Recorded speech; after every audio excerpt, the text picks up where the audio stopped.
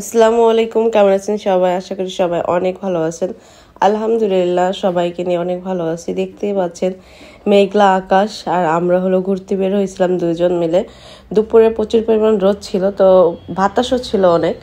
তো বাড়িতে গেলে কিন্তু আর কোনো কাজ থাকে না, সবাই গল্প গুজব করে এদিক ওদিক ঘুরতে বের হয়। তা আমিও বাবুর সাথে একটু ঘুরতে বের হয়েছি। আর এই জায়গাটা কিন্তু আপনারা সবাই চিনেন আর সবার অনেক বেশি পছন্দ করেন। আমাদের গ্রামের কিছু কিছু জায়গা আমাদের খুব পছন্দ। তো বাবুকে দেখেই বুঝতে পারতেছেন কি পরিমাণ বাতাস। আর আমার দেখানোর অবস্থা নাই, মানে এত পরিমাণ বাতাস, কাপড় ঠিক থাকতেছিল না। এই দেখেন বাবুর কাপড় চোপড় কিভাবে উঠতেছিল। তো এখানে দাঁড়ায় দাঁড়ায় দুজনে মিলে অনেক গল্প করতেছিলাম। অনেকটা সময় পার হয়ে গেছে। বাইরে বের হয়ে গল্প করা হয় না, সারাক্ষণ তো গল্পই করি আমরা, সারাক্ষণ এদিক ওদিকের গল্প গুজব করি। তো এখানে বসে গল্প গুজব করতেছিলাম। বাড়িতে গেলে সময়টা আমরা দুজনের একটু ফ্রি টাইমটা একটু বেশি পাই, গল্প করার সময়টা একটু পাই, এদিক ওদিক বের হওয়ার সময়টা পাই। কিন্তু আমার প্রেগনেন্সির সময়টা খুবই খারাপ গেছে, যে ওই সময়টাতে কোথাও বেরও হইতে পারতাম না, সারাক্ষণ বাবু বাসায় থাকতো। তারপর আমার অবস্থা তো কি পরিমাণ খারাপ ছিল সেটা ক্যামেরায় বলে কাউকে বোঝানো যাবে না। যারা পাশে ছিল, দেখছে আমাকে, তারা জানে যে কত পরিমাণ খারাপ ছিল আমার অবস্থা। তো এই জন্য না বাড়িতে আসলে না একটু আমরা সময় পাইলে একটু বের হই। তো এটা নিয়ে অনেকে অনেক মন্তব্য করেন।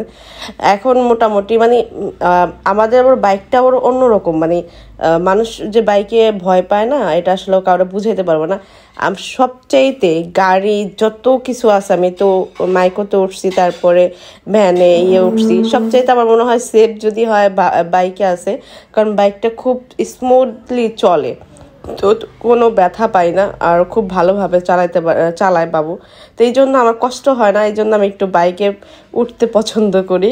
তো সুযোগ পাইলেই ও আগে যখন অসুস্থ ছিলাম, তখন সবসময় বলতো যদি একটু ঘুরতে যেতে পারতাম। মানে ও তো আমার নিয়ে থাকতে থাকতে একদম মানে ঘরোয়াভাবে খুব হয়ে যেত, বোরিং হয়ে যেত। তখন বলতো যে একটু ঘুরতে যেতে পারতাম, চলো না যাই, এরকম করতো। তো তখন তো আমার যাওয়ার কোনো উপায় ছিল না। তো এখন সুযোগ পাই তো এদিক ওদিক একটু বের হই, আর নিজের দিকেও একটু খেয়ালই রাখি, ওর সাবধানতাই অবলম্বন করি। এরকম না যে আমি বুঝি না, আমার ভালোটা বুঝি না। যাই হোক, সবাই দোয়া করবেন। বাবার বাড়িতে আসছি, অনেক আনন্দ করতেছি। আজকে বিকেলবেলা চলে যাব। তো দুপুর থেকে কি করলাম বাড়িতে, সেটা আপনার সাথে শেয়ার করা হলো। তো ভিডিওটি দেখতে থাকুন, ভালো লাগলো অবশ্যই লাইক কমেন্ট শেয়ার করবেন। দুপুর হয়ে গেছে, হঠাৎ করে শুনলাম যে আমাদের সামনে রাস্তার সামনে নদী ভাঙতেছে। তো আমি নদী ভাঙা এর আগে 2 দিন আগে যা দেখে আসছি।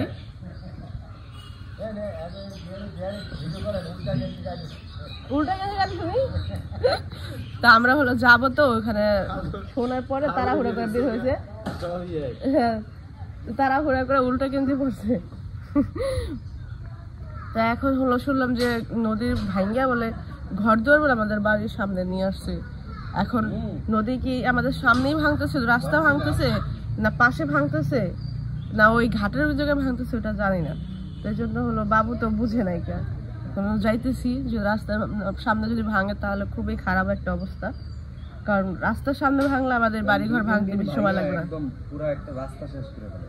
যদি ভাঙে, রাস্তার সামনে ভাঙে, তাহলে আমাদের বাড়িঘর এই এলাকায় থাকবে না যদি সামনে ভাঙে। তো এটা দেখার জন্য যেতেছি। যা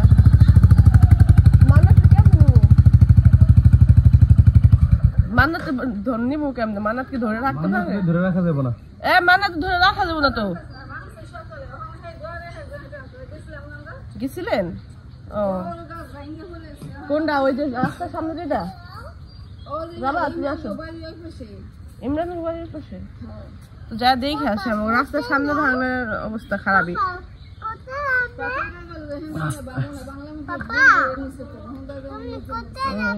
দেখেন বলে এবার না ভাঙলো, সামনে বড় ভাঙবো, দেখেন বলে। গেলাম আমরা, তোমরা একটা আহো।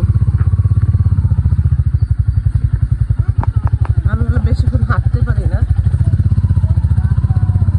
হাঁটলে 5 মিনিট হাঁটতে পারি, পরে হাঁটতে পারি। কই আনছে ঘর?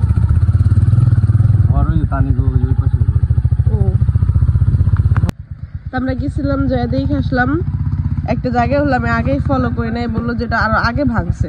আর যান আপনি যে দেখে আসেন, বিয়ে যে দেখে আসেন। আসো আপনি আসো, এসে বড় আমরা জায়গা না ভাঙতেছে না, ভাঙতেছে হয়তো অন্য জায়গা দিয়া। রাস্তার মাঝে যাই আসলাম, যে জায়গাতে আসলে আমাদের ওখানটা ভাঙতেছে না, কিন্তু আশপাশটা ভাঙতেছে। কিন্তু এটা বলা যায় না যে আমাদের এখানটা মানে থাইকে যাবে, এখানে যখন যখন ভাঙা শুরু হইতে পারে। রিস্কের মধ্যে আছে অনেকটা। আসো আসো আসো, রাস্তাগুলো বাইরে তো সাবধানে, গাড়ি ঘোড়া দেখা। আমি কি রোগীর দা মানুষ, এদের লাগে ঘুরতে ঘুরতে দেখেন কই আয় পড়লাম। হাত পাও মানে টিপা টিপা পাও দা হাঁটতে হাঁটতে শুনলাম এই যে নরম ডেবা দিছি।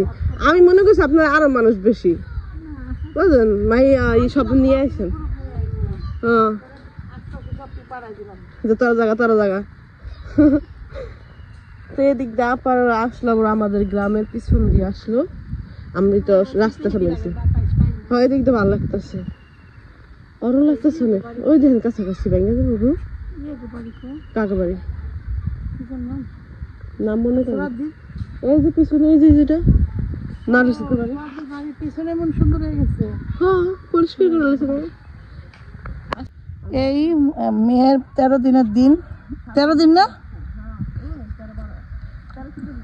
13 দিনের দিন। দেখেন আমার বইনে কোন হান্দা আটতাছে, ওই ভাইরাল মহিলার মতো হয়ে যাবি তো। আমি এই প্যাড নিয়ে দেখেন কেমন আটতাছি ওরকম। যান যান, হ্যাঁ হ্যাঁ টলে পড়ছে নাকি জানো, কিরণমালা এর দ্বারা কিরণমালা যে সেই প্রেগনেন্ট নয়, এই কিরণমালা প্রেগনেন্ট। অবশ্য আমার জানি দাও কেমন কম ছিল না, আমারে ঠ্যাং ভেঙে এই যে দিক দিয়ে বানতাছে, এর কথা কইছি। ঠ্যাং খোরা হয়ে গেল, বেতানতারি না।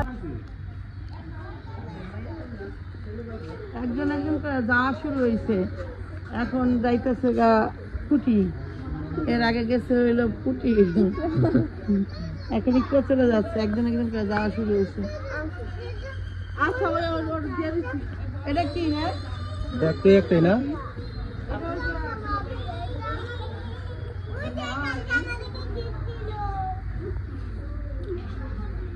বেনে যাইব না মিম দেবে আপা নিয়ে যাবে বাবুরে। আপনি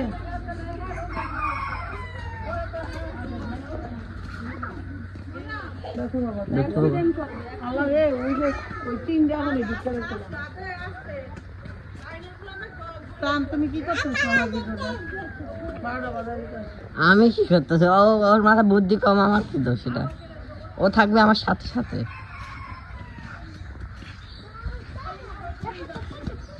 পিছন সাইড নিবি না কিন্তু, কান হামাইছে আট হাত ছাইরে দৌড় মারিছে।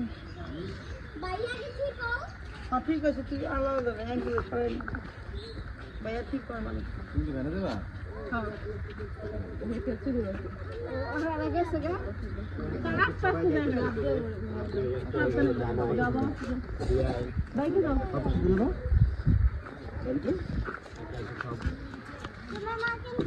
মেন রোড দিয়ে যাবে না, মেন রোড দিয়ে দেবি তো দেবি।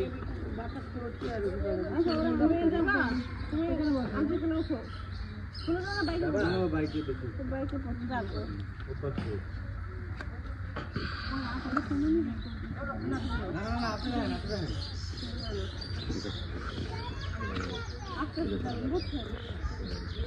তুমি আইসা, আমি তো তোমাদের খুঁজতেছি। আমি পেতেছি কি আর আগে